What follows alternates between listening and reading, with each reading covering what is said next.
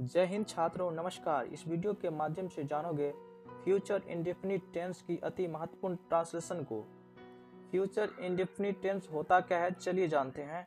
Future indefinite tense को हिंदी में कहते हैं भविष्य अनिश्चित काल। ऐसा काल जो भविष्य में होता है लेकिन अनिश्चित रहता है। इसका पहचान होता है गा गे गी वाक्य के अंत में जो है लगा रहता है, जिस वाक्य से भविष्य में कार्य होने का पता चलता है। जिस वाक्य से भविष्य में कार्य होने का पता चलता है, लेकिन यह निश्चित नहीं होता है कि कार्य होगा ही, यह अनिश्चित रहता है। जैसे एक हिंदी का वाक्य है, मैं कल पटना जाऊंगा। इसमें यह स्पष्ट नहीं होता है कि मैं कल जाऊंगा ही, यह स्पष्ट नहीं होता है, इसीलिए यह जो है अनिश्चित काल में आता है। जैसे दूसरा सेंटेंस है, मैं कल दिल्ली यात्रा करूंगा। ये जो है भविष्य की बात हो रही है लेकिन अनिश्चित है। तो आप जान गए कि भविष्य अनिश्चित काल क्या होता है, कि भविष्य में कोई भी कार्य जो है निश्चित नहीं रहेगा। जिस वाक्य से जो है भविष्य में कार्य होने का पता चलता है उसे ही फ्यूचर इंडेफिनिट टेंस कहते हैं।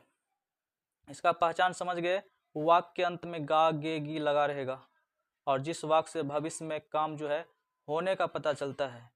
फ्यूचर इंडेफिनिट टेंस का दूसरा नाम है simple future tense. Simple future tense भी इसे कह सकते हैं।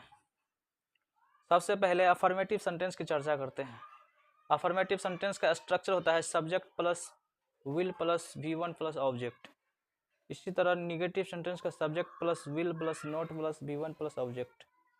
इंट्रोगेटिव सेंटेंस का हो जाएगा will plus subject plus V1 plus object plus question mark. WS type वाले सेंटेंस के लिए होता है WH वाला वर्ड पहले आएगा, उसके बाद subject plus will plus object plus question mark. इस तरह का स्ट्रक्चर यदि आप लोग याद कर लेते हो तो ट्रांसलेशन बनाने में कोई दिक्कत नहीं होगा। तो चलिए फ्यूचर इंडेफिनिट टेंस के कुछ हिंदी के वाक्य है उसको ट्रांसलेट करते हैं, बनाने का अभ्यास करते हैं। तो चलिए साथ मिलकर आप लोग भी कॉपी कलम निकाल के और नोट भी करते जाइए, ताकि बाद में रिवाइजिंग करने का फुर्सत मिले तो रिवाइजिंग भी कर सकते हो। सबसे पहला ट्रांसलेशन है अफर्मेटिव सेंटेंस के लिए, सकारात्मक वाक्य के लिए। सकारात्मक वाक्य क्या होता है? ऐसा वाक्य जो होने वाला होता है, यानी कि सकारात्मक होता है, होने का चांस ज़्यादा होता है। जैसे कि मैं कल पटना जाऊंगा, इसी वाक्य में यदि नहीं लगा रहता, जैसे मैं कल पटना नहीं जाऊंगा, तो यह निगेटिव सेंटेंस हो जाता। तो आप लोग समझ गए अफर्मेटिव सेंटेंस क्या होता है, जो सकारात्मक दिखाता है, सकारात्मक होने को दिखाता है कोई भी कार्य को। इसका ट्रांसलेशन कैसे बनाएंगे? मैं कल पटना जाऊंगा, यहाँ पे सब्जेक्ट क्या हो गया? आई। मैं को इंग्लिश में कहते हैं आई। और ये याद रखिएगा हमेशा, चाहे सब्जेक्ट किसी भी पर्सन में क्यों ना हो, चाहे सब्जेक्ट किसी भी पर्सन में क्यों ना हो, first person, second person, third person, हमेशा यहाँ पे विल का प्रयोग करना है। हमेशा जो है विल का प्रयोग ही करना है, ये हमेशा याद रखना। ये चीज हम लोगों के लिए जो है बहुत आसान हो गया है, इसलिए हमेशा याद रखिएगा सब्जेक्ट चाहे किसी भी पर्सन में क्यों ना हो, हमेशा विल का प्रयोग ही करना है। यहाँ पे हो जाएगा आई, इसके बाद स्ट्रक्चर में क्या था? विल था, आई विल। इसके बाद वर्ब V1 था, तो जाना का V1 क्या होगा? Go. I will go to Patna. कब जाना है? कल जाना है, तो आने वाला कल की बात हो रहा है, भविष्य की बात होता है तो हमेशा आने वाले कल की बात होगा। तो I will go to Patna tomorrow. Tomorrow, I will go to Patna tomorrow, मैं कल पटना जाऊंगा। इसी तरह दूसरा सेंटेंस है, मैं कल दिल्ली यात्रा करूंगा। ये भविष्य की बात हो रही, लेकिन यह निश्चित नहीं है कि करूंगा ही, इसीलिए जो है यह फ्यूचर इंडेफिनिट टेंस के अंदर आता है। इसका ट्रांसलेशन हो जाएगा आई विल ट्रैवल। ट्रैवल मतलब होता है यात्रा करना। Travel to Delhi. दिल्ली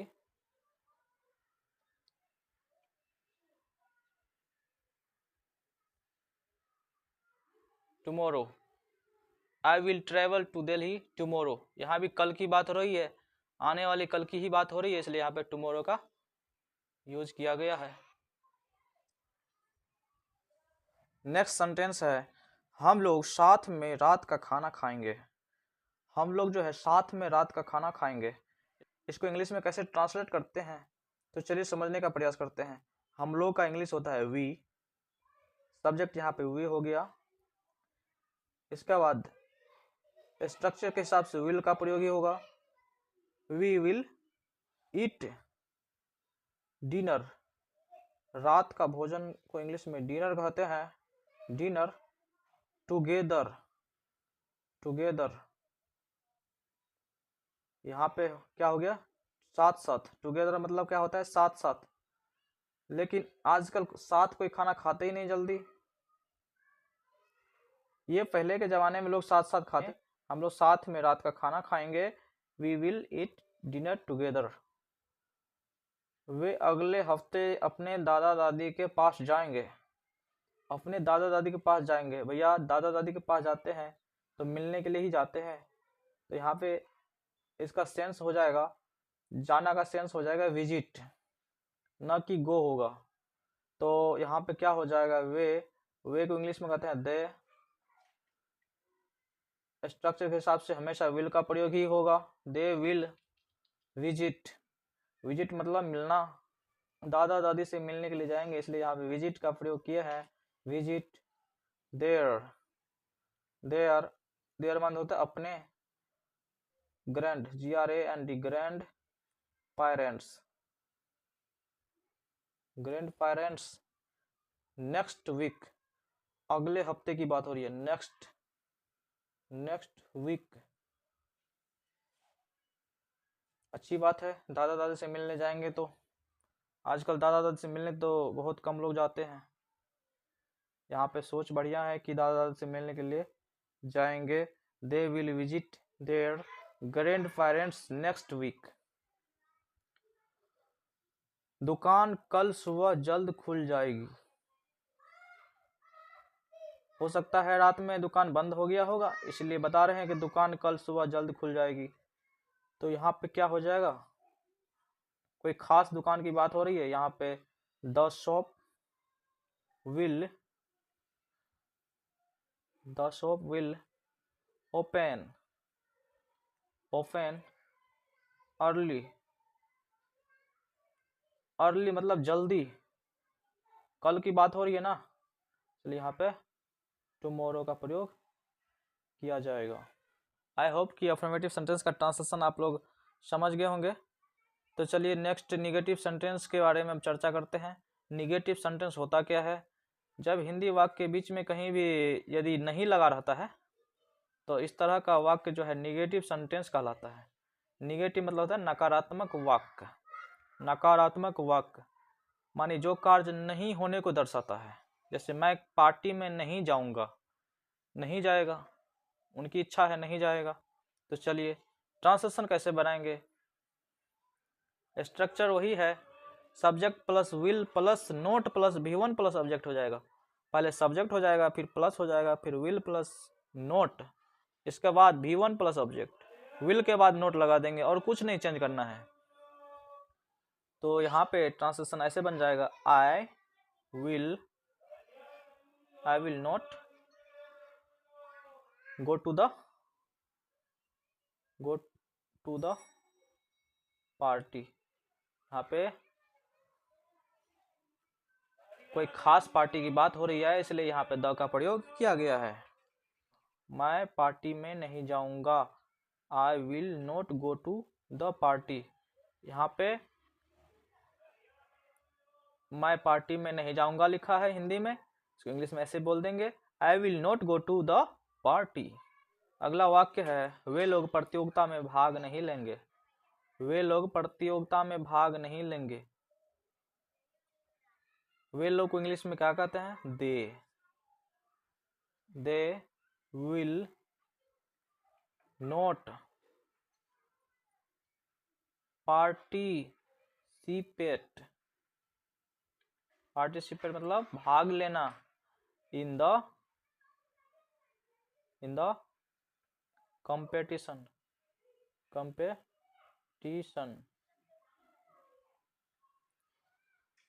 वे लोग प्रतियोगिता में भाग नहीं लेंगे। They will not participate in the competition, they will not participate in the competition. ठीक है, नेक्स्ट हिंदी का वाक्य है, वह अपनी मोटरसाइकिल को मरम्मत नहीं करेगा। मरम्मत नहीं करेगा तो और खराब हो जाएगा, इसीलिए भैया मरम्मत करना जरूरी होता है। मोटरसाइकिल को हमेशा मरम्मत करना चाहिए। वह अपनी मोटरसाइकिल को मरम्मत नहीं करेगा, उनकी इच्छा है नहीं करेगा। चलिए इसको इंग्लिश में कैसे बनाएंगे जानते। वह जो है पुरुष हो जाएगा, पुरुष के लिए ही का प्रयोग करते हैं। ही विल नॉट, विल के बाद नोट लगा देंगे, ही विल नॉट, इसके बाद क्या हो जाएगा, रिपेयर।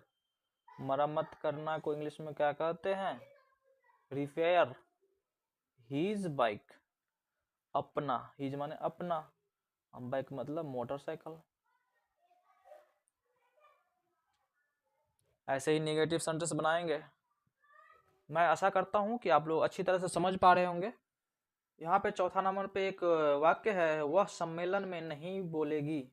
वह जो है सम्मेलन में नहीं बोलेगी, बोलेगी लिखा है, यहाँ पे गी लगा है लास्ट में, तो समझ जाना कि यह स्त्री की बात हो रही है। स्त्री के लिए वह जो है, वह स्त्री के लिए बात हो रही है, इसलिए यहाँ पे सी का प्रयोग किया गया है। सी विल, इसके बाद क्या हो जाएगा, सी विल के बाद हो जाएगा नोट स्पीक, नोट स्पीक नहीं, नोट,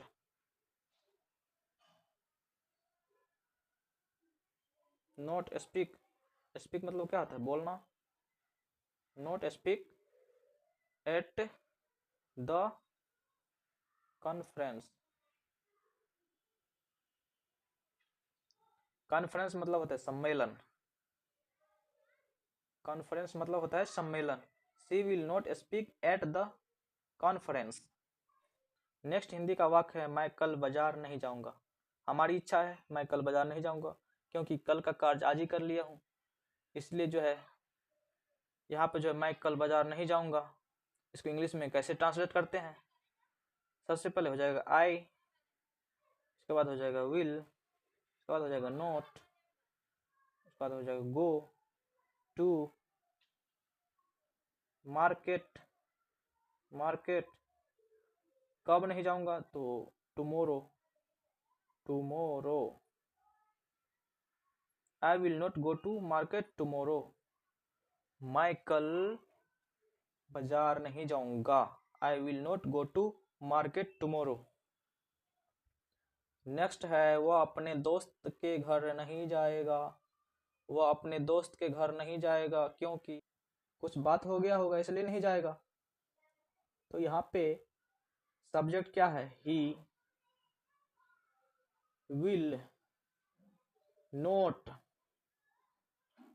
विजिट। यहाँ पे विजिट की बात क्यों हो गया, क्योंकि दोस्त से मिलने ही जाएगा, मिलने के लिए ही जाता है दोस्त के पास, इसलिए यहाँ पे विजिट लगाया हूँ। He will not visit, visit मतलब होता है मिलना। His friend, FRIEND friend, his friends, दोस्त के, फ्रेंड, फ्रेंड मतलब दोस्त, एस मतलब हो जाएगा के, तो फ्रेंड्स हो जाएगा यहाँ पे फ्रेंड्स। दोस्त के घर नहीं जाएगा, घर को इंग्लिश में क्या कहते हैं, house. He will not visit his friends house. अगला वाक्य है, वह प्रतियोगिता नहीं जीतेगी। वह जो है प्रतियोगिता नहीं जीतेगी, पहले से जो है भविष्यवाणी कर लिया कि वह नहीं जीतेगी। वह जो है प्रतियोगिता नहीं जीतेगी, वह प्रतियोगिता नहीं जीतेगी, इसको इंग्लिश में कैसे बोलेंगे, बोलेंगे सी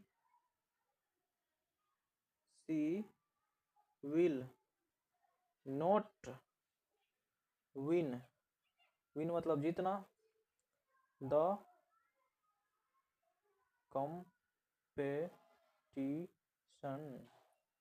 कंपेटिशन। अब अगला सेंटेंस है इंट्रोगेटिव सेंटेंस। इंट्रोगेटिव सेंटेंस, इसमें जो है क्वेश्चन मार्क लगा रहता है लास्ट में। इंट्रोगेटिव सेंटेंस ऐसा सेंटेंस होता है जिसके शुरू में क्या लगा रहता है, वाक्य के शुरू में जो है क्या लगा रहेगा, क्या, ये क्या लगा रहेगा ना, तो समझ जाएंगे इंट्रोगेटिव सेंटेंस है। तो इस तरह के सेंटेंस का बनाने का तरीका है, इस तरह का सेंटेंस बनाने का तरीका यह है कि पहले सबसे पहले विल ही रख देंगे, विल, इसके बाद सब्जेक्ट, इसके बाद V1 वर्ब का पहला रूप, फिर ऑब्जेक्ट। तो यहाँ पे एक ट्रांसलेशन है, क्या मैं पार्टी में जाऊंगा, क्या मैं पार्टी में जाऊंगा, सबसे पहले हो जाएगा विल, इसके बाद सब्जेक्ट क्या है, आई, आई मतलब मैं, will I, will I go to the party, यहाँ पे क्वेश्चन मार्क देना नहीं भूलेंगे, क्योंकि यह इंट्रोगेटिव सेंटेंस है, इंट्रोगेटिव सेंटेंस में हमेशा क्वेश्चन मार्क देंगे लास्ट में। नेक्स्ट वाक्य है, क्या वह एक नया पोशाक खरीदेगी, क्या वह एक नया पोशाक खरीदेगी, इसको ट्रांसलेशन कैसे बनाएंगे, विल, यहाँ पे जो है स्त्री की बात हो रही है, यहाँ पे खरीदेगी लिखा है, खरीदेगा लिखा रहता तो पुरुष की बात होता, खरीदेगा लिखा रहता तो पुरुष का बात होता, यहाँ पे खरीदेगी लिखा है इसलिए जो है स्त्री की बात हो रही है, तो यहाँ पे हो जाएगा will see, will see by मतलब होता है खरीदना, बाय न्यू, न्यू ड्रेस, पोशाक को इंग्लिश में कहते हैं ड्रेस, हमेशा याद रखना, ठीक है। नेक्स्ट है, क्या हम लोग दिल्ली यात्रा करेंगे, क्या हम लोग दिल्ली यात्रा करेंगे, इंट्रोगेटिव सेंटेंस है, सबसे पहले विल लगाएंगे, विल, इसके बाद सब्जेक्ट क्या है, हम लोग को इंग्लिश में कहते हैं वी, विल वी, इसके बाद यात्रा करना को क्या बोलते हैं, travel, TRAVEL, travel to Delhi, Delhi ही जाएंगे ना, क्योंकि राजधानी है हमारे देश की, क्या हम लोग दिल्ली यात्रा करेंगे, will we travel to Delhi. मैं उम्मीद करता हूं कि आप लोग दिल्ली यात्रा कर चुके होंगे।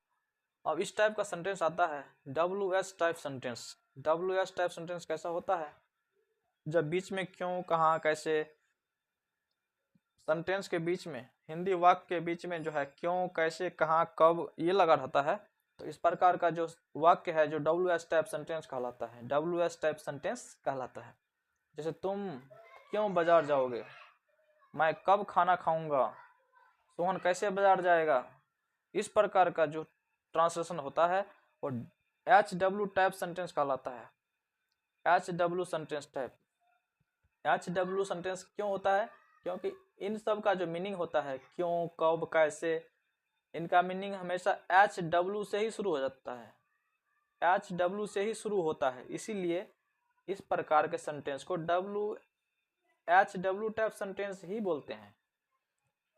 यहाँ पे है ट्रांसलेशन, यहाँ पे एक हिंदी का वाक्य है, तुम क्यों बाजार जाओगे, वाई विल, सबसे पहले इसका मीनिंग हो जाएगा, इसका स्ट्रक्चर हो जाएगा, सबसे पहले WS वाला मीनिंग हो जाएगा सबसे पहले, इसके बाद will you go to market, सबसे पहले WS का मीनिंग, फिर विल, इसके बाद subject plus V1 plus object, why will you go to market, मैं कब खाना खाऊंगा, मैं कब खाना खाऊंगा, when